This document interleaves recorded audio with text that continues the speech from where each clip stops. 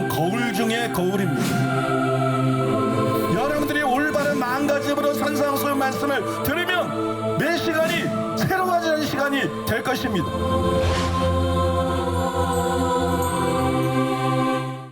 하나님의 말씀 함께 보겠습니다.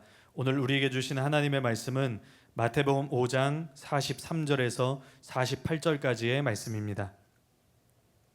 마태복음 5장 43절에서 48절까지의 말씀을 한 절씩 교독하고 마지막 절인 48절은 다 같이 읽겠습니다. 또 내 이웃을 사랑하고 내 원수를 미워하라 하였다는 것을 너희가 들었으나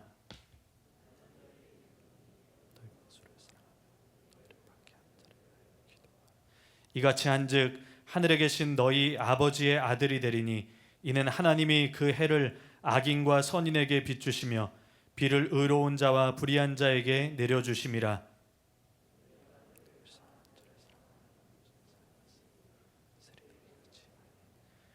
또 너희가 너희 형제에게만 무난하면 남보다 더하는 것이 무엇이냐? 이방인들도 이같이 아니하느냐? 다 같이 읽겠습니다. 그러므로 하늘에 계신 너희 아버지의 온전하심과 같이 너희도 온전하라. 아멘. 이제 담임 목사님께서 나오셔서 원수 사랑과 구원의 커트라인, 이런 제목으로 하나님의 말씀 선포해 주시겠습니다. 오늘은 원수 사랑에 대한 마지막 시간인데, 원수 사랑과 궁극적인 구원의 커트라인, 이런 제목으로 하나님의 말씀을 전하겠습니다. 전에 저는 본문 45절에 근거를 해가지고 왜 우리는 원수까지도 사랑해야 되나, 이게 이해가 잘 안 됐는데, 그 이유가 뭐냐면 하나님이 우리 아버지이기 때문에, 우리가 하나님의 자녀이기 때문에, 그 하나님이 그런 분이고 우리가 그분을 닮아야 되기 때문에, 하나님을 닮는 게 당연한 거고 하나님의 성품을 나타내는 게 당연한 것인 줄로 믿습니다. 그래서 원수를 사랑하라는 계명이 너무 당연한 계명이고, 박해자를 위해서 기도하라는 계명이 너무나 여러분 당연한 계명이죠. 그래서 우리가 왜 우리가 이렇게까지 해야 되나, 이게 아니라 우린 당연히 그렇게 해야 된다. 마음이 바뀌어야 돼요. 생각이 바뀌어야 돼요. 이건 우리가 당연히 해야 될 일이다. 그렇게 해서 원수를 사랑해야 될 줄로 믿습니다. 근데 그 다음 구절인 46절에 보면 또 다른 이유가 나타나 있어요. 왜 원수를 사랑해야 되는지, 왜 박해자를 위해서 기도해야 되는지 또 다른 이유가 나타나 있는데, 상이에요. 상. 우리가 천국에서 상 받기 위해서는 남하고 똑같으면 안 돼. 우리가 천국에서 상 받기 위해서는 남보다 더해야 돼요. 뭘 더해야 되느냐? 다른 사람들은 나를 사랑하는 사람만 사랑해.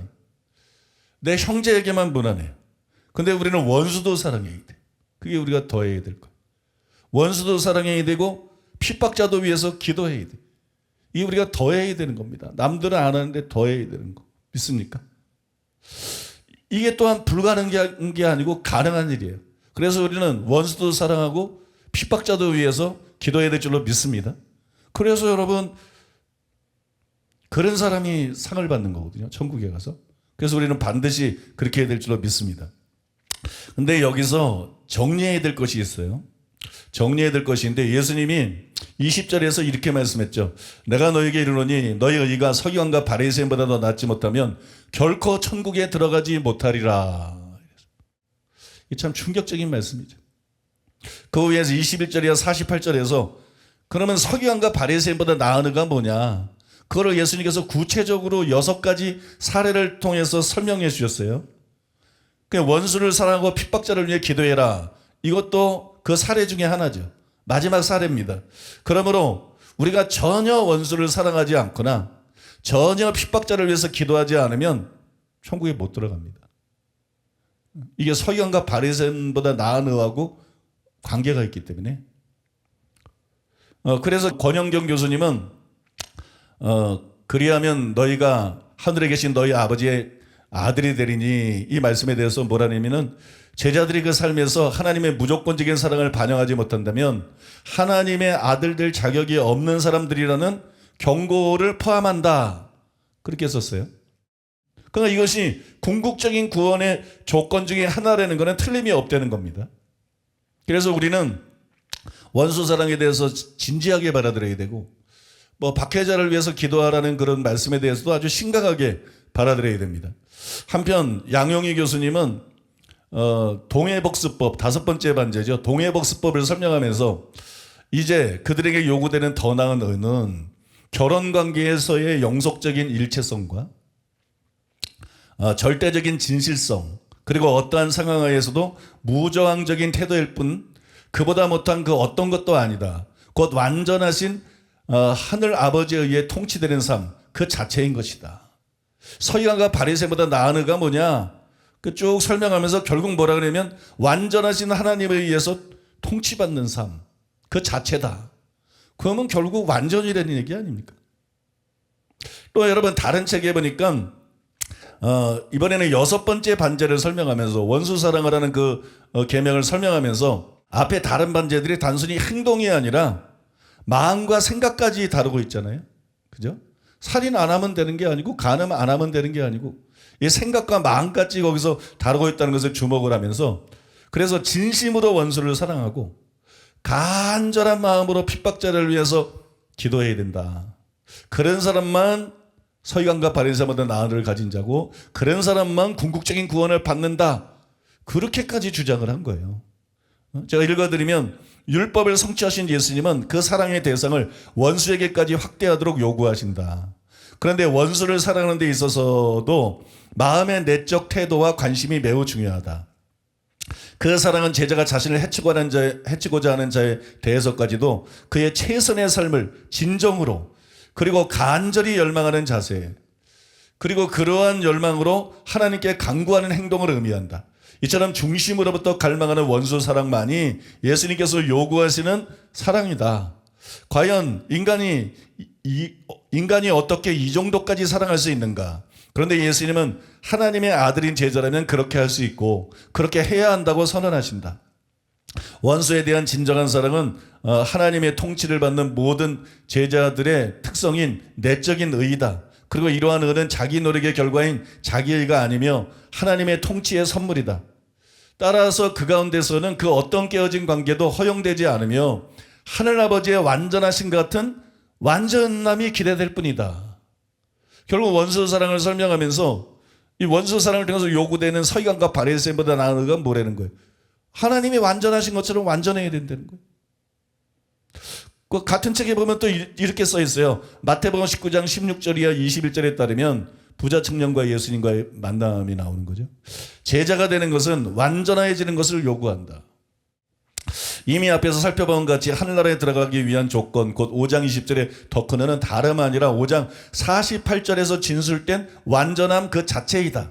그런데 여기서 그 동일한 완전함이 영생에 들어가기를 원하는 부자 청년에게 요구되고 있는 것이다. 여기 뭐 직접적으로 말했어요. 서기관과 바리새인보다 나은 의는 48절에 말하 있는 하늘에 계신 너희 아버지의 온전하신 같이 온전하라. 그 온전함 자체다.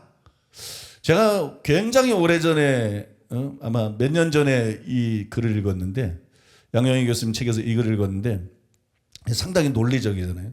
부자 청년에게도 영생을 어떻게 해야 얻습니까? 근데 완전하고자 할진대 그랬지.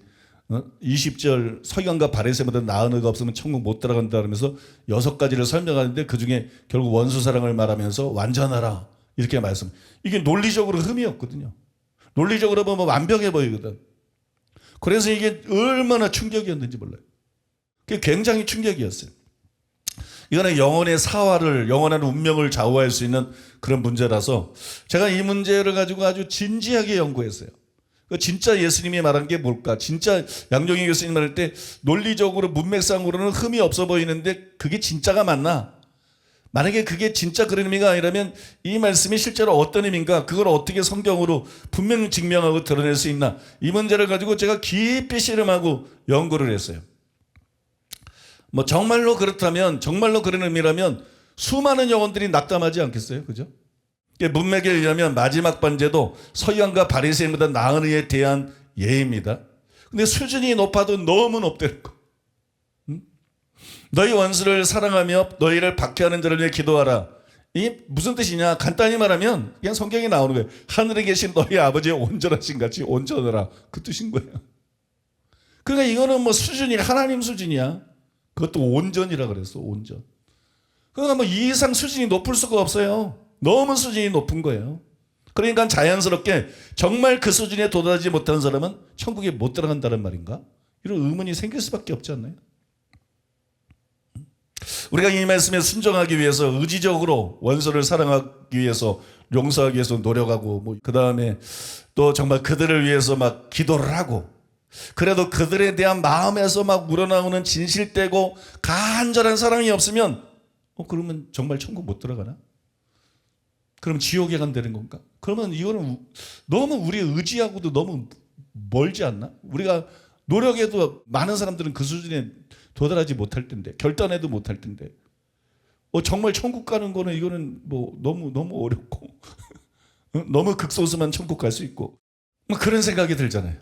여러분은 어떻게 생각하세요? 뭐 저는 그렇지 않다고 생각합니다. 결론은 저는 그렇지 않다. 이건 너무 지나친 주장이다.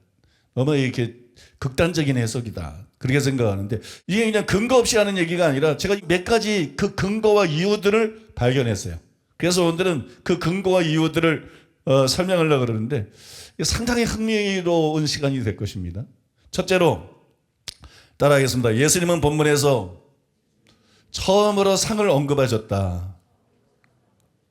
마지막 반제도 원수사랑에 대한 계명도 마태복음 5장 20절에 언급한 그 서기관과 바리새인보다 나은 의의 일부인 거는 맞아요.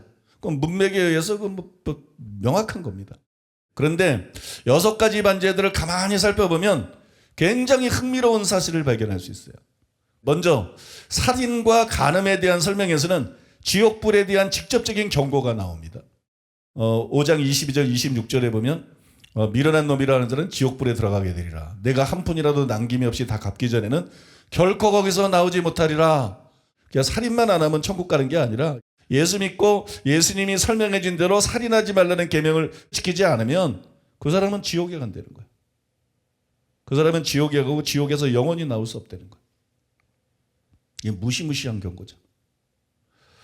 그 다음에 5장 29절이나 30절 옳은 눈이 실족해든 빼버려라. 하나가 없어지고 지옥에 던져지지 않는 것이 낫다. 눈이 범죄하거든 빼버려라. 백제 중 하나가 없어지고 지옥에 던지지 않는 것이 낫다. 지옥에 대한 분명한 경고잖아요. 지옥에 대한 분명한 경고. 그러니까 예수 믿고 교회 열심히 다녀도 마음이 청결하지 않으면 천국 못 간다는 거지. 마음이 청결한 자가 되야 되니 너무 무시무시한 말씀이죠. 그죠? 그래야 천국 갈 수 있다는 거지. 또 이혼과 맹세의 경우도 마찬가지예요. 세 번째, 네 번째 반제가 이혼과 맹세인데 이혼의 맹세의 경우 보면 이 계명들에 대한 설명에 지옥에 대한 직접적인 경고는 없어요.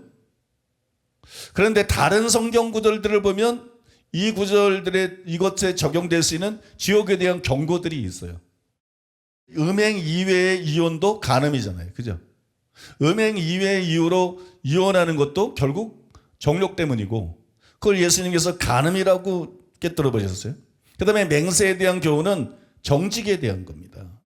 그래서 여러분 거짓말에 대한 경고로 볼 수 있거든요. 이것을 기억하고 우리가 성경 구절들을 보면 계시록 21장 8절에 이렇게 나오잖아요. 음행하는 자들과 거짓말하는 모든 자들은 불과 유황으로 타는 못에 던져지리니. 음행하는 자들하고 거짓말하는 자들은 지옥불에 던져진다. 명시되어 있어요. 그 다음에 22장 15절에 음행하는 자들과 거짓말을 좋아하며 지어내는 자는 성 밖에 있으리라. 이 말씀에 보면 음행하는 자들, 거짓말을 하는 사람들 다 지옥입니다. 그러니까 이혼과 맹세에 대한 경우도 회개하지 않으면 천국에 들어갈 수가 없다는 거예요. 그죠?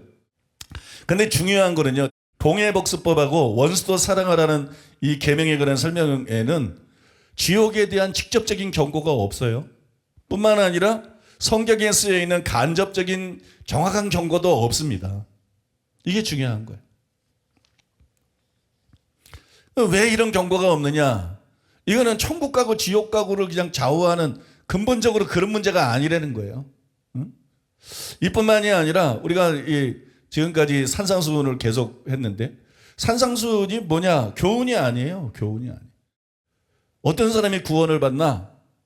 어떤 사람 마음속이 천국이 되나? 어떤 사람이 결국 천국에 들어가나? 바로 팔복의 사람이라는 거예요. 그 다음에 율법을 폐하러 오지 않고 완전케 하러 왔다. 예수님이 말씀하시고 20절에서 너희 의가 서기관과 바리새인보다 낫지 못하면 결코 천국 얘기하고 있는 거야. 예수님은 지금 구원론에 대해서 얘기를 하고 있는 거야. 어떤 사람이 천국 가나? 또 어떤 사람이 결국 구원을 받고 궁극적으로 천국 가라. 그 얘기를 계속 지금까지 해온 거거든요. 그래서 간간히 천국과 지옥에 대해서 예수님께서 말씀을 하신 거잖아요. 그런데 이제 여섯 번째 반제에 와서 이제 상이라는 단어가 나온다. 그죠? 여섯 번째 반제에 나와서 상이라는 단어가 출연해요. 5장 46절에 보니까 너희가 너희를 사랑하는 자를 사랑하면 무슨 상이 있으리요? 세리도 이같이 아니하느냐. 여기 이제 상이라는 단어가 새롭게 여기서 출연하잖아요. 그 뒤에 6장에도 계속 상이라는 단어가 나타납니다. 6장 1절에 보면 사람에게 보이려고 그들 앞에서 너희 의를 행하지 않도록 조심해라. 그렇지 아니하면 하늘에 계신 너희 아버지께 상을 받지 못하느니라. 구제도 외식으로 구제하지 말아라. 그러면 상 못 받는다. 5절에 보면 기도할 때도 외식하면서 기도하지 말라. 그러면 상이 없다. 그 다음에 여러분 16절에서도 금식할 때 외식하지 말라. 그러면 상이 없다. 지금 이제 계속 상에 대해서 말씀하잖아요. 그죠? 그러니까 이게 달라졌다는 거예요. 뭔가 지금 다른 차원을 얘기하고 있다는 거예요. 앞에서는 어떻게 해야 구원을 받나, 어떻게 해야 천국에 들어가나 단순히 그 얘기를 하고 있다면 그거하고 전혀 무관한 얘기는 아니지만 지금 초점이 단순히 그게 아니라는 거예요. 지금은 이제 어떻게 어떤 사람이 상을 받나 그것에 대해서 얘기를 하고 있다는 거예요. 그리고 여러분 마태복음과 달리 누가복음에는 5제와 6번째 반제가 하나로 이렇게 합해져 있어요. 마태복음에는 우리가 살펴본 대로 5번째 반제가 동해복수법, 6번째 반제가 원수를 사랑하는 거잖아요. 그죠? 근데 누가복음에는 이 두 가지가 하나로 이렇게 그냥 뭉뚱그려서 하나로 나와 있어요. 근데 거기 뭐라고 쓰여 있느냐? 6장 35절에 보니까 오직 너희는 원수를 사랑하고 선대하며 아무것도 바라지 말고 꾸어주라. 그러면 너희 상이 클 것이요. 이 두 가지를 함께 얘기하면서 두 가지 전부를 상하고 연관을 시켰어요. 그 얘기는 뭐예요? 6번째 반제뿐만 아니라 5번째 반제도 구원과 직접적으로 관계가 있기보다는 상하고 더 밀접한 관계가 있는 내용이다. 그걸 우리가 알 수 있는 거잖아요. 왜냐하면 꾸어주는 것은 마태복음의 5번째 반제에 있는 내용이기 때문에. 그런데 상과 연관을 시켰기 때문에 그러니까 5번째와 6번째 반제는 상과 밀접한 관계가 있는 내용이다. 그걸 우리가 여기서 캐치할 수가 있습니다. 여러분들이 저를 오해하지 마셔야 되는데 그렇다고 제가 이 명령들을 전혀 지키지 않아도 천국에 갈 수 있다 그렇게 말하고 있는 건 아니에요. 왜냐하면 이것도 서기관과 바리새인보다 나은 의의 일부이기 때문에 우리가 이 명령에 전혀 순종할 마음이 없고 전혀 순종하지 않는데 서기관과 바리새인보다 나은 의를 가진 자로 인정받지는 않습니다. 제가 지금 문제 삼고 다루고 있는 것은 그러나 이것이 또한 상에 대한 것이기도 하기 때문에 이 두 가지를 완벽한 수준으로 지키는 자만 천국 가는 건 아니다. 양용희 교수님 그걸 완전과 자꾸 결부를 시켰기 때문에 그거는 아니라는 거예요. 우리가 제자로서 마땅히 예수님의 명령대로 살아가야 되죠. 그죠? 살려고 노력해야 돼요. 우리가 마땅히 원수도 사랑하고 용서하고 핍박자도 위해서 기도하고 우리가 그렇게 살아가야 돼요. 당연히 이렇게 노력해야 돼요. 그러나 그거를 막 간절한 마음으로 그걸 막 온전히 원수를 사랑하고 핍박자를 위해 기도해야만 천국 가는 건 아니다. 오직 그런 사람들만 천국 가고 나머지 주님 말씀에 순종하기 위해서 불완전하더라도 원수를 사랑하기 위해서 애쓰고 참 용서하려고 애쓰고 그들을 위해서 기도하려고 애썼는데 그런 사람들까지 다 지옥에 가는 것은 아니다. 어떤 극단으로 나가는 것을 막기 위해서 지금 이 얘기를 하고 있는 거거든요. 이해가 되시죠? 이게 지금까지 설명해 드린 게 제가 그렇게 생각하는 첫 번째 이유고요. 두 번째 이유가 오늘 이제 말씀의 이 하이라이트인데 두 번째로 따라해 보겠습니다. 지극히 작은 계명을 버린 자는 천국에서 지극히 작은 자가 된다. 19절인데요. 그러므로 누구든지 계명 중에 지극히 작은 거 하나라도 버리고 또 그같이 사람을 가르치는 자는 천국에서 지극히 작다 일컬음을 받을 것이요 누구든지 이를 행하며 가르치는 자는 천국에서 크다 일컬음을 받으리라. 이렇게 기록되어 있어요. 2020년 6월 12일 날 오전에 제가 집에서 기도를 하다가 호련히 이 구절에 대해서 깨달았어요. 하나님의 은혜죠. 하나님의 은혜로 제가 기도하다가 자주 그런 경험을 합니다. 예수님께서 누구든지 계명 중에 지극히 작은 것 하나라도 버리고 또 그같이 사람을 가르치는 자는 천국에서 지극히 작다 일컬음을 받을 것이요 이렇게 말씀했어요. 여기 보면 이 계명 중에 지극히 작은 계명 하나가 나와요. 이 지극히 작은 계명 하나, 이 계명은 천국에 들어가고 못 들어가고를 좌우합니까? 좌우하지 않습니까? 좌우하지 않죠. 여기 나와 있잖아요. 천국에서 지극히 작은 자가 된다고. 그러니까 천국엔 들어가는 거잖아요. 그죠? 그러니까 여러분, 이 지극히 작은 계명 하나라고 불리는 이런 계명은 천국에 들어가고 못 들어가고를 좌우하지 않습니다. 천국에서 큰 자가 되는 것, 바꿔 말해서 상과 관계가 있는 계명이에요. 그렇기 때문에 그런 계명을 완벽하게 지켜야 천국에 가는 것은 아니죠. 그런 계명을 완벽하게 지키지 못하면 지옥에 가는 것은 아니죠. 그런데도 마른 학자들이 20절에만 관심을 가져요. 조금 전에 말씀드린 건 19절인데 20절에만 꽂혀 있어요. 너희가 서기관과 바리새인보다 낫지 못하면 결도가 천국에 들어갈 수 없다. 이 말씀에만 온통 관심이 쏠려 있어요. 그러나 예수님은 19절에서 지극히 작은 계명 하나, 이런 계명을 버리고 지키지 못한다 할지라도 천국은 들어갈 수 있다. 천국에서 작은 자가 될 뿐이다. 이 말씀을 하시고 난 다음에 20절 말씀을 하셨다는 거예요. 이 말씀을 하시고 난 다음에 너희가 서기관과 바리새인보다 낫지 못하면 천국에 들어갈 수 없다. 이렇게 말씀했다는 거예요. 저는 이것이 다섯째와 여섯 번째 반제가 요구하는 대로 온전히 살아야만 천국에 가는 것이 아니라는 증거라고 생각합니다. 그 증거 중에 하나라고 생각해요. 우리가 이것을 알아야 극단에 치우치지 않는 거예요. 타협하지 않고 회개하라고 외치고 행함 있는 산 믿음을 갖추라고 외치고 거룩하고 외치고 그거 다 중요해요. 또 여러분, 너무 극단적으로 어렵게 말하는 거는 잘못된 거예요. 성경이 말하는 만큼만 어렵게 말해야 돼. 성경이 기준이기 때문에. 필요 이상으로 너무 어렵게 말하면 안 돼. 그러니까 예수님의 말씀을 너무 어렵게 만들어도 안 되고, 예수님의 말씀을 너무 쉽게 만들어도 안 되고, 주님이 의도하신 그대로 가르칠 수가 있어야 된다는 거예요. 그러려고 그러면 지금 제가 말씀드리는 이런 분별들이 필요하다는 거예요. 이걸 분별해야 된다는 거예요. 많은 학자들이 예수님의 말한 계명 중에 지극히 작은 것 하나가 그 전절에 나오는 18절에 나오는 율법의 1.1핵을 뜻한다고 해석을 합니다. 일례로 헤르만 리델버스는 이렇게 썼어요. 이 계명 중에 지극히 작은 것 하나란 분명히 18절의 율법의 1.1핵을 가리킨다. 지극히 작은 계명 하나라도 버리면 그랬는데, 이 지극히 작은 계명 하나가 뭐냐? 이게 19절인데 18절에는 율법의 1.1핵도 없어지지 아니하리라. 율법의 1.1핵이 작은 거 아니에요? 그러니까 지극히 작은 계명 하나는 율법의 1.1핵을 가리킨다는 거예요. 근데 여러분 잘 들어주세요. 단지 그렇지는 않습니다. 단지 그렇지는 않아요. 본문을 자세히 보세요.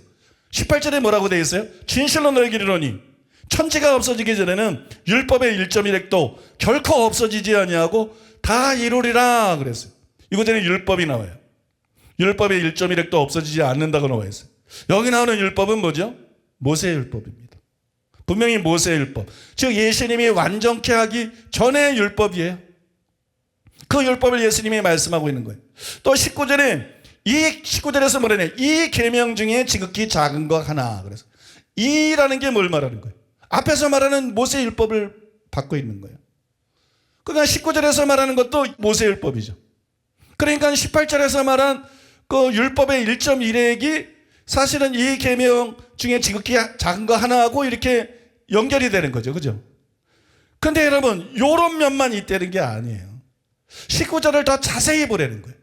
여기까지만 보니까 학자들이 단순히 지극히 작은 계명 하나는 율법의 1.1핵이다. 이런 해석을 하는 거라고.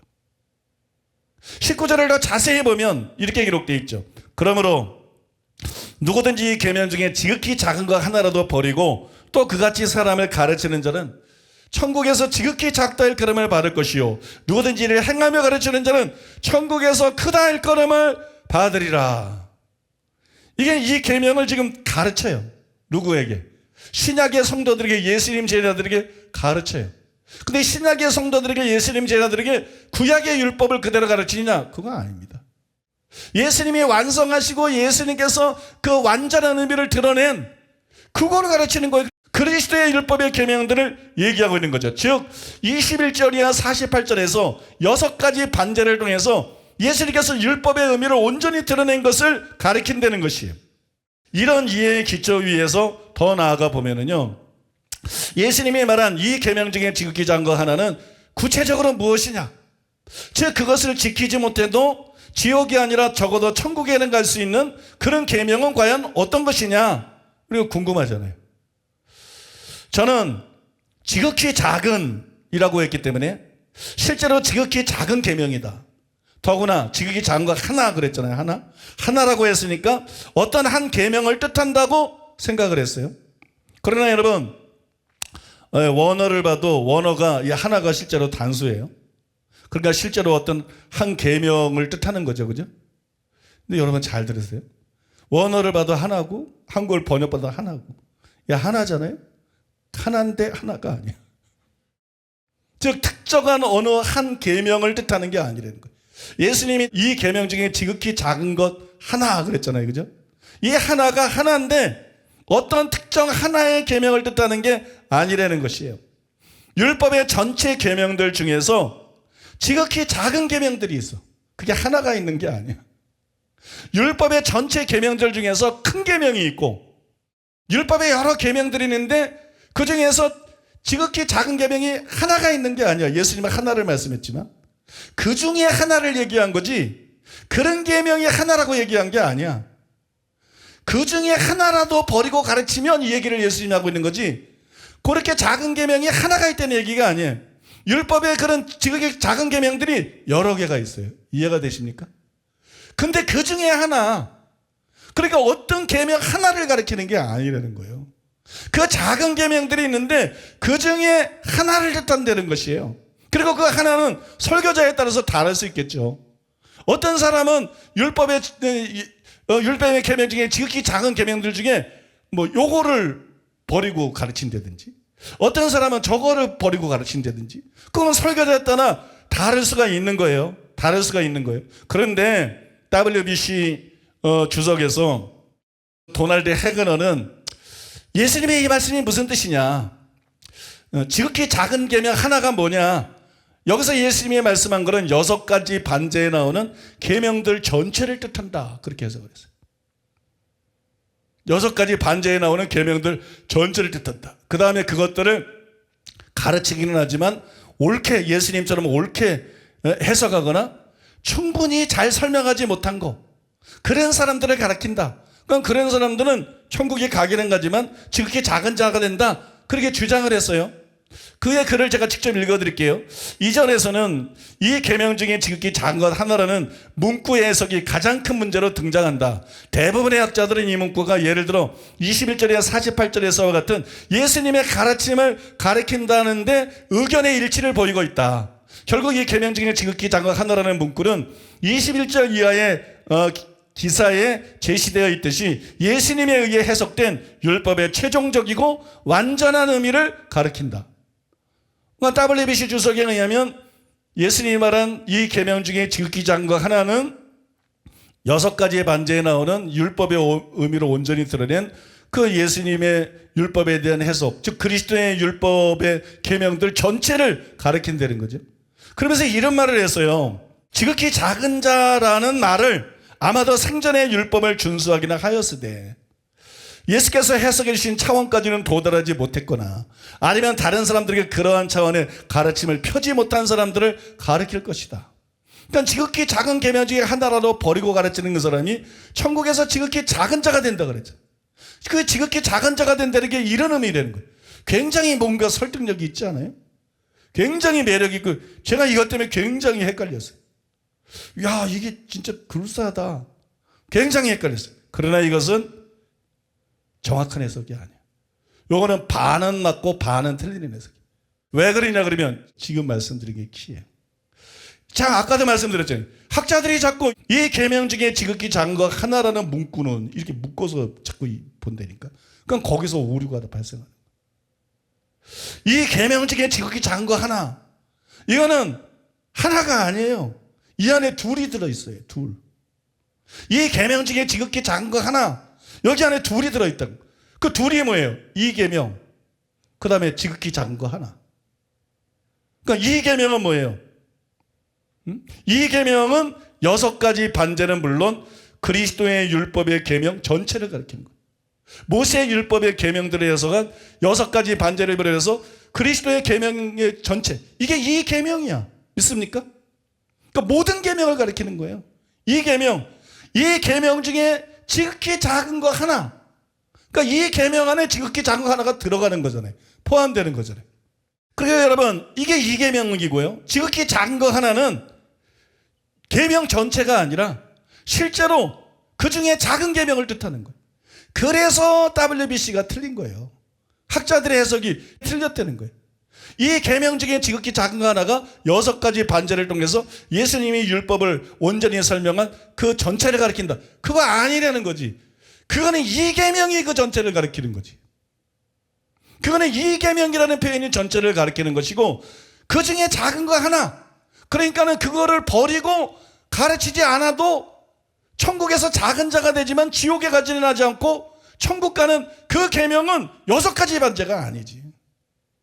그래서 아까 그 주석에 나오는 설명이 굉장히 그럴듯하지만 오류라는 거예요. 그 여러분 성경을 잘못 해석한 거죠. 여러분 이 두 가지를 여러분들이 구분할 수 있어야 돼. 그러니까 그 지극히 작은 계명에 대해서 말씀한 걸 가지고 6가지 반제, 살인하지 말라, 간음하지 말라, 그런 계명들에도 막 대입을 시키는 것은 바른 것이 아니라는 것이죠. 왜냐하면 여러분 상식 아니에요? 살인하지 말라, 간음하지 말라, 이게 작은 계명이에요?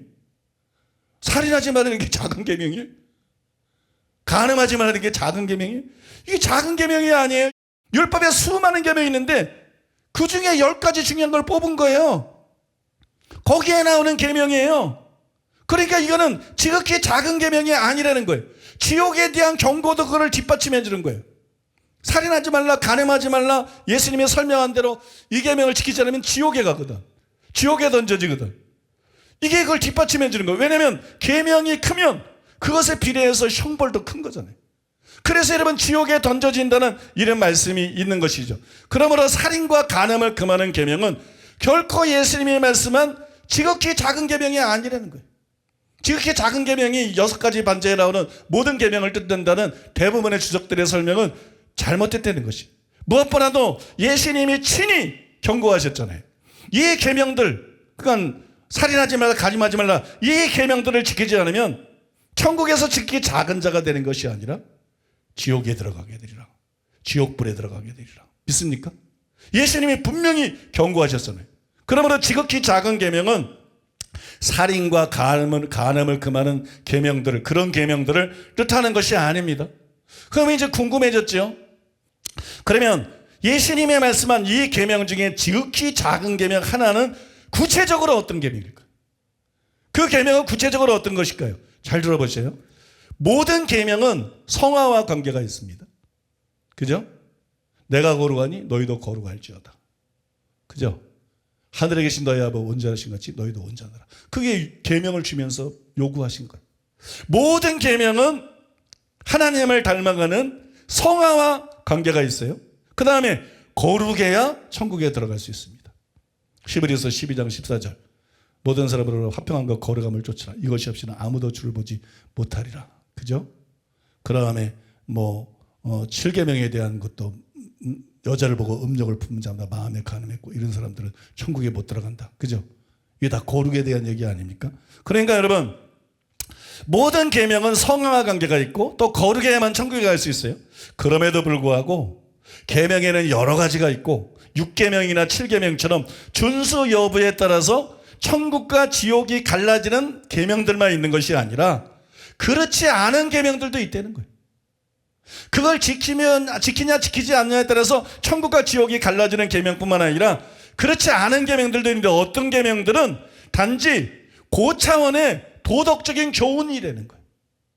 즉 하나님을 완전히 담는 완전 성화와 관계가 있는 계명들이 있다는 거예요. 이해가 되십니까? 이제는 구원받느냐 천국 가느냐 그런 차원은 벗어난 얘기야. 하나님을 완전히 담는 완전 성화와 관계가 있는 계명들이 있어요.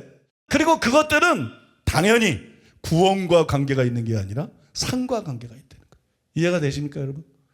때문에 이 계명들 중에 지극히 작은 거 하나가 바로 그런 계명들을 가리키는 것이다. 그건 하나가 아니야. 여러 가지가 있어. 그런 계명들을 가리키는 것이다. 그리고 원수를 사랑하라는 계명도 바로 그런 계명들 중에 하나다. 왜냐하면 원수 사랑을 하면서 뭐라 그랬어요? 하늘에 계신 너희 아버지의 자비하신 같이 너희도 자비하라. 누가복음. 하늘에 계신 너희 아버지의 온전하신 같이 너희도 온전하라. 이 말씀 볼 때 의문의 여지가 없잖아요. 이거는 여러분 구원받고 안 받고 이런 얘기가 아니에요. 이거는 하나님을 온전히 닮아가는 것에 대한 얘기. 믿습니까? 그래서 이것은 구원과 직접적으로 관계된 것이 아니라는 것이에요. 물론 예수님이 말한 계명 중에 지극히 작은 거 하나가 꼭 원수를 사랑하라는 계명을 가리킨 것이라고 말할 수는 없어요. 그 하나를 가리킨 게 아니라는 거예요. 그 하나를 지목한 게 아니라는 거예요. 거기에 적용되는 것뿐이지. 그러나 원수를 사랑하라는 계명이 그런 계명들 중에 하나라는 것이에요. 그러므로 그 계명을 온전히 지키지 못했다고 해서 지옥불에 던져지는 것은 아니라는 것입니다. 그런데 제 설명을 듣고 누군가 이렇게 질문할 수도 있어요. 예수님이 율법의 계명들 중에서 6가지만 달았는데 원수를 사랑하라는 계명도 그 중에 하나 아니냐. 그러니까 이것도 큰 계명이라고 할 수 있지 않느냐. 말이 되죠, 그죠? 이런 반론이 예상이 되더라고. 많은 율법 중에 6가지 계명을 달았는데 거기에 들어갔다는 것만으로도 그것도 큰 계명 아닙니까? 일리가 있는 지적이에요. 그런데 그렇지가 않습니다. 이거는 작은 계명이에요. 원수를 사랑하라는 계명이 작은 계명이다. 생각해 본 적 있어요? 핍박자를 위해서 기도하라는 계명이 작은 계명이다. 이게 어려우니까 큰 계명인 줄 알아. 근데 이거는 작은 계명이에요. 물론 여러분 악한 자를 대적하지 말고 원수를 사랑하고 핍박자를 위해서 기도하라는 것은 지키기가 어려운 고차원적인 명령입니다. 그래서 여러분 많은 사람들이 가장 큰 계명이라고 착각을 하는 거예요. 많은 사람들이 큰 계명과 작은 계명이 뭔지를 모르고 있어요. 큰 계명과 작은 계명에 대해서 혼돈에 빠져 있어요. 착각하고 있어요. 가장 수준이 높고 지키기 어려운 것이 가장 큰 계명이라고 착각합니다. 그렇기 때문에 악한 자를 대적하지 말라. 이거 어려워. 악한 자는 대적하고 싶은데. 그 다음에 원수를 사랑하라. 원수는 미운데. 핍박자를 위해 기도하라. 그건 욕해주고 싶은데. 핍박자를 위해 기도하라. 이게 다 어려웠게 느껴져. 그러니까 이것이 큰 계명이라고 느껴져. 이게 큰 계명이라고 생각해요. 더구나 여기에 뭐가 붙었어요? 추가 설명에 하늘에 계신 너희 아버지의 온전하신 같이 너희도 온전하라. 우와, 이건 진짜 큰 계명이다. 이 이상의 계명이 어디 있겠는가? 이건 뭐 최고의 계명이다. 이건 뭐 저 큰 계명이다. 하지만 이런 생각은요, 큰 계명과 작은 계명을 하나님의 시각에서 본 게 아니에요. 자기 시각에서 본 거예요. 자기 입장에서. 나한테 얼마나 지키기가 어렵나. 우리 시각은 그런데 하나님의 시각은 다르다는 거예요. 하나님이 보실 때는 난이도가 아니라 대상이 더 중요합니다. 참 기억하세요. 하나님이 보실 때는 난이도가 중요한 게 아니야. 얼마나 지키기 어렵냐 이게 중요한 게 아니야. 하나님이 보실 때는 대상이 중요한 거예요. 왜 대상이 중요하냐? 대상이 크면 클수록 그 계명을 지켜야 될 당위성도 커지는 거예요. 이해가 되십니까? 대상이 크면 클수록 그 계명을 지켜야 될 당위성이 커져. 이등병이 병장한테 복종해야 돼. 병장 말에 순종해야 돼. 근데 병장에게 순종해야 될 당위성하고 중대장에게 순종해야 될 당위성하고 뭐 연대장에게 순종해야 될 당위성하고 육군 참모 총장한테 순종해야 될 당위성은 완전히 다른 거야. 불순종해도 고참한테 병장한테 불순종하면 한 대 맞고 끝날지 모르지만 중대장한테 대들고 불순종했다간 큰일 나겠죠. 더구나 연대장한테 대들고 불순종하면 영창 가겠죠. 뭐냐? 순종해야 될 당위성이 달라진다는 거예요. 그래서 그걸 어겼을 때 죄가 달라진다는 거예요. 그래서 그게 순종해야 될 대상이 계명의 크고 작음을 결정짓는다는 거예요. 이해가 되십니까, 여러분? 여러분, 계명은 난이도가 아니라 지켜야 될 상대에 따라서 크고 작음이 결정되는 거예요. 그런데 여러분, 누가 가장 중요합니까? 누가 가장 큽니까? 누가 가장 높습니까? 누가 가장 크게 권위가 있습니까? 누구에게 순종해야 될 당위성이 가장 큽니까? 부모가 아니에요. 그래서 주 안에서 부모에게 순종하라는 거예요. 부모가 아니야. 그보다 훨씬 높은 분이 있어. 그보다 훨씬 큰 권위가 있어. 나라도 아니고 대통령도 아니에요. 하나님이십니다. 믿습니까? 하나님. 그래서 여러분 계명 중에 가장 큰 계명이 뭐예요? 원수를 사랑하라는 계명이 아니에요. 하나님을 사랑하라는 계명입니다. 이게 제일 큰 계명이야. 하나님을 사랑하는 계명이 제일 큰 계명이야. 그 다음은 뭐예요? 그 다음으로 하나님 다음으로 큰 건 뭐예요? 하나님의 모양과 형상대로 지음받은 사람입니다. 그러니까 두 번째 큰 계명은 뭐예요? 사람을 너 같은 사람을 사랑하라는 거지. 내 이웃을 내 몸같이 사랑하라는 거지. 이제 여러분 예수님 말씀이 이해가 되실 거예요. 마태복음 22장 34절에 40절에 보면 예수께서 사두개인들로 대답할 수 없게 하셨담을 바리새인들이 듣고 모였는데 그 중에 한 율법사가 예수를 시험하여 묻되 선생님 율법 중에서 어느 계명이 크니까? 예수께서 이르시되 내 마음을 다하고 목숨을 다하고 뜻을 다하여 주 너희 하나님을 사랑하라. 이거 안 지키면 다 지옥이야. 하나님을 사랑하는 자, 곧 그 뜻대로 부르심을 입은 자, 합력하여 선을 이룬다. 자기를 사랑하는 자들을 위해서 예비하신 나라다. 야고보는 그러잖아요. 그죠? 이게 가장 큰 계명입니다. 이게 가장 중요한 계명입니다. 믿습니까?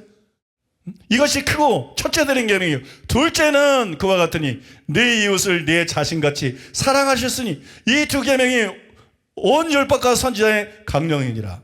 왜 예수님이 이렇게 대답하셨는지 여러분들이 이제 충분히 이해가 되실 거예요. 큰 계명을 물었잖아. 그러니까 하나님에 대한 계명보다 큰 게 없지. 그 다음엔 사람에 대한 계명보다 큰 게 없지. 그러니까 하나님 사랑과 이웃 사랑에 대해서 말씀하신 거예요. 좀 더 여러분들에게 부연해서 설명해 드리면 율법에는 짐승을 배려한 계명도 일부 있습니다. 극히 일부 있어요. 그러나 대부분은 하나님에 대한 계명이거나 사람에 대한 계명입니다. 맞죠? 하나님과 사람을 상대로 지켜야 하는 것들이라는 거예요. 하나님을 상대로 한 계명이 가장 큰 계명입니다. 그 다음에 사람을 상대로 한 계명이 그 다음으로 큰 계명입니다. 여기까지는 여러분들에게 말씀을 드렸어요. 그런데 사람을 상대로 한 계명들 중에서 상대의 비중이 제일 낮은 게 누구냐? 그게 원수예요. 상대의 비중이 제일 낮은 게 누구냐? 그게 핍박자입니다. 여러분 구체적으로 여러분들에게 열거를 해보면 그 사람을 사랑하고 이웃을 사랑해야 되는데 1순위로 사랑해야 되는 게 누구냐? 가족과 친지입니다. 그러니까 바울이 자기 가족 친족을 돌아보지 않으면 불신자보다 더 악한 자요, 믿음을 배반한 자다. 이 사람도 다 지옥 갑니다. 신앙생활 잘하는 척하면서 자기 가족과 친족을 돌보지 않는 사람, 자기만 하는 사람, 그건 기독교인이 절대 아니에요. 그건 100% 가짜입니다. 여러분들이 신앙생활 잘하고 교회 봉사하고 기도 많이 하고 근데 가장이 처자식을 돌보지 않고 기도만 하고 있다. 그건 100% 지옥입니다.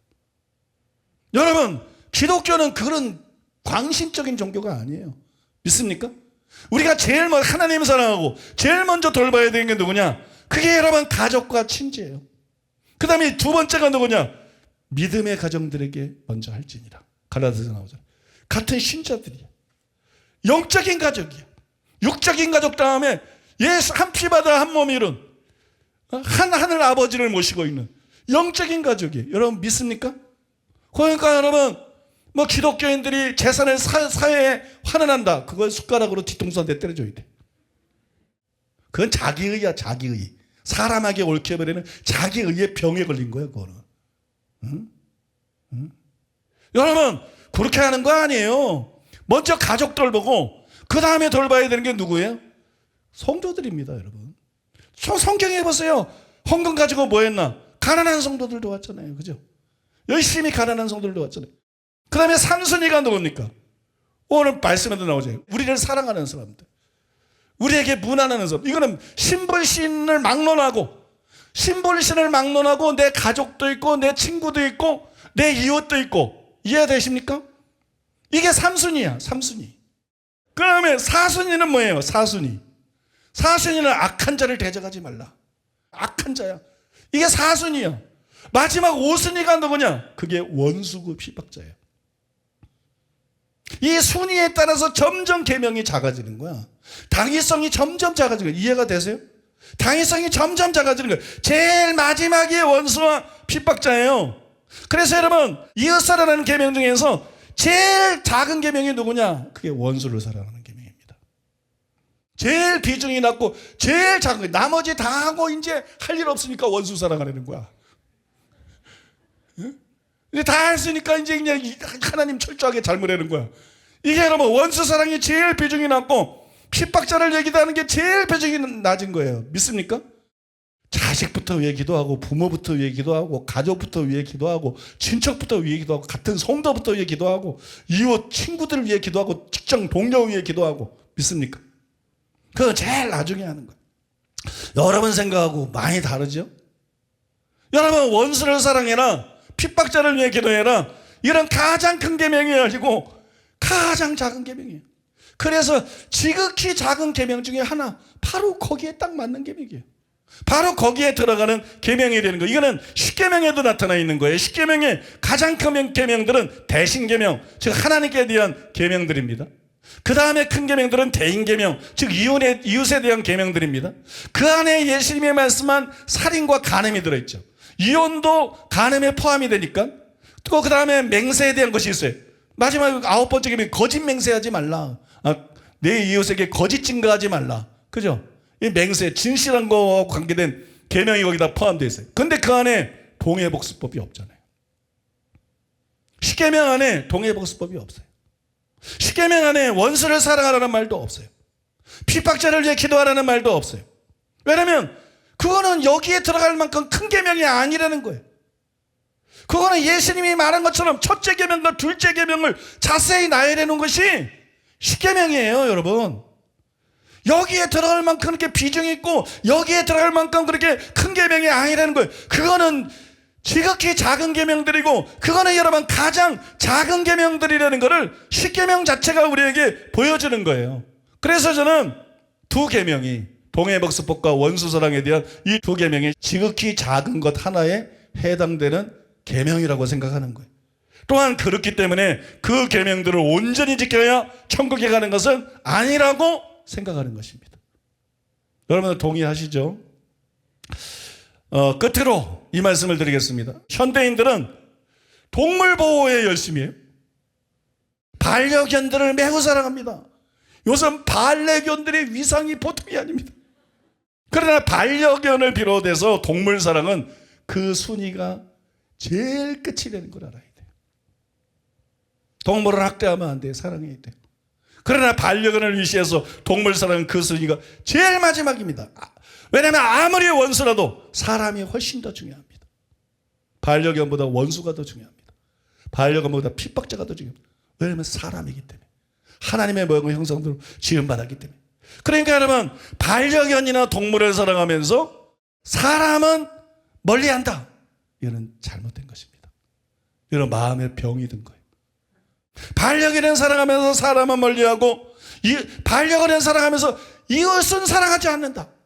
반려견을 사랑하면서 원수는 사랑하지 않는가? 안 되는 거예요, 여러분. 잘못된 거예요. 동물을 사람보다 더 사랑하는 것은 잘못된 것입니다, 여러분. 그래서 여러분 시대의 흐름을 쫓아가지 말고 균형을 잡아야 되는 거예요. 세 번째로 따라해 보겠습니다. 예수님은 결론으로 너희 아버지처럼 온전하라고 하셨다. 예수님은 동해복수법에 대한 설명에서 악한 자를 대적하지 말라. 원수사랑에 대한 설명에서 내 원수를 사랑하고 박해자를 위해서 기도하라. 그 다음에 결론으로 뭐라고 말씀했어요? 48절에 보니까는 그러므로 하늘에 계신 너희 아버지의 온전하신 같이 너희도 온전하라 그랬어요. 그런데 양용희 교수님은 이것을 절묘하게 부자 청년에 대한 예수님의 요구하고 연결을 시켰어요. 마태복음 19장 16절로 21절에 따르면 제자가 되는 것은 완전하여지는 것을 요구한다. 이미 앞에서 살펴본 바와 같이 하늘나라에 들어가기 위한 조건, 곧 5장 20절의 더 큰 의는 다름 아닌 5장 48절에서 진술된 완전함 그 자체이다. 그런데 여기서 그 동일한 완전함이 영생에 들어가기를 원하는 부자 청년에게 요구되고 있는 것이다.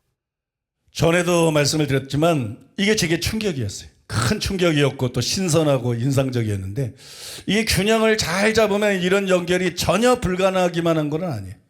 왜냐하면 예수님이 분명히 서기관과 바리새인보다 나은 의로 완벽한 수준은 아니지만 완전과 관계가 있는 원수사랑과 핍박자를 위해 기도할 것을 요구하셨기 때문에 이런 연결 자체가 완전히 불가능하다고 말할 수는 없어요. 근데 이 해석의 문제는 뭐냐? 이런 해석은 48절이 존 웨슬리나 찰스 피니가 주장해온 그리스도인의 완전과 무관하며 단지 구원의 조건 또는 천국에 들어가는 조건으로서의 완전을 뜻한다, 이렇게 오해할 수가 있어요. 그래서 가뜩이나 신학자들의 거의 대부분이 성경에 나오는 그리스도인의 완전의 교리를 부정하는 잘못된 교리에 휘말려 있는 이때에 여러분, 그리스도인의 완전의 교리를 부정하게 만들 위험이 있다는 것이. 그러나 여러분, 그리스도인의 완전은 성경이 분명히 말씀하고 있는 것이고, 그러니까 그리스도인의 완전은 실제로 존재하고 이 세상에서 도달 가능한 것이에요. 48절은 그리스도인의 완전에 대한 명령이에요. 천국에 들어가기 위한 조건을 다룬 게 아니라는 것이에요. 그는 그리스도인의 완전을 다룬 것이에요. 모든 구원받은 성도, 또 모든 정상적으로 신앙생활하는 성도들이 그리스도인의 완전에 다 도달한 건 아니죠. 그러니까 이거는 천국 들어가는 거하고는 무관한 얘기를 하고 있다는 거예요. 믿습니까? 정말로 여러분, 하나님처럼 온전해져서 천국에서 큰 자가 되고, 그 다음에 여러분 천국에서 상 받는 그런 조건에 대해서 말하고 있다는 것이에요. 그래서 제가 설명해 드린 것이 맞다는 것입니다. 네 번째로 따라해 보겠습니다. 예수님은 팔복에서 원수 사랑을 말씀하시지 않았다.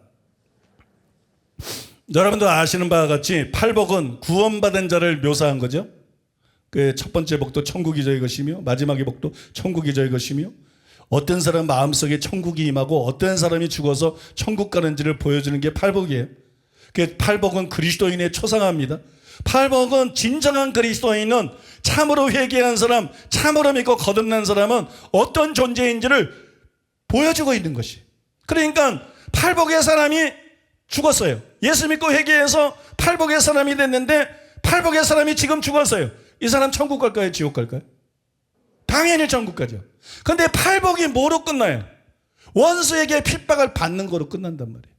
의를 위해서 원수에게 핍박 받는 거로 끝나지, 그 원수를 사랑해야 된다, 그 핍박자를 위해 기도해야 된다, 이런 것이 그 안에 전혀 안 들어있다는 거예요. 왜냐하면 그것은 구원받는 조건도 아니고 궁극적인 구원의 절대적인 조건도 아니기 때문에. 믿습니까? 우리가 그 말씀을 따라 그 말씀대로 진지하게 살려고 노력하고 행하면 되는 것이지, 완전한 수준으로 그 말씀대로 살아야 천국 들어가는 것은 아니라는 거예요. 마지막 다섯 번째로 따라해 보겠습니다. 바울도 동일한 내용의 가르침을 궁극적인 구원과 연관시키지 않았다. 바울은 다섯 번째하고 여섯 번째에 나타나 있는 예수님의 가르침과 일치하는 이런 말을 했어요. 로마서 12장 14절 17절에 21절에 보면, 잘 들어보세요. 너희를 박해하는 자를 축복하라. 축복하고 저주하지 말라. 아무에게도 악을 악으로 갚지 말고 모든 사람 앞에서 선한 일을 도모하라. 할 수 있거든 너희로서는 모든 사람과 더불어 화목하라. 사랑하는 자들아, 너희가 친히 원수를 갚지 말고 하나님의 진노하심에 맡기라. 기록되었으니 원수 갚는 것이 내게 있으니 내가 갚으리라고 주께서 말씀하시니라. 내 원수가 줄이거든 먹이고 목마르거든 마시게 하라. 그리함으로 내가 숯불을 그 머리에 쌓아 놓으리라. 악에게 지지 말고 선으로 악을 이겨라. 여러분, 이 내용이 무슨 내용입니까? 바로 본문에 나오는 다섯 번째 반제, 여섯 번째 반제, 동해복수법에 대한 설명, 원수를 사랑하라는 이 가르침의 내용하고 정확히 일치하는 내용 아닙니까? 근데 똑같은 내용을 바울이 로마서 12장에서 기록을 했는데, 로마서 12장에서 바울이 이것을 기록하면서 이것을 궁극적인 구원의 조건으로 제시하지 않았다는 거예요. 성도들에게 교훈으로 얘기한 거예요.